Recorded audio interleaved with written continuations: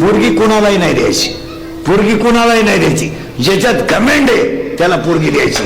जावई आला, धनुष्य उचललं नाही म्हणजे उचलायचं जाऊ द्या, सगळे आले आणि धनुष्य पाहिलं, निम्मी मंडळी म्हणली सीता नको, जगणारच नाही तर सीता नेऊन काय करायचं, आहे ती रांडकी व्हायची.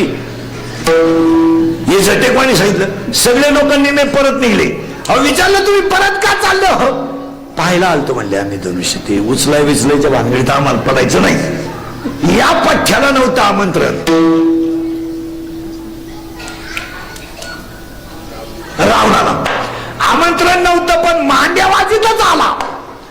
आणि मांड्यावाजीत आल्यावर जनकाला त्याने प्रश्न विचारला पहिला, तुझ्या एवढं मोठं धनुष्य उचलायला, एवढ्या मोठ्या यज्ञात तो मला का बोलावलं नाही? रावणच होता तो.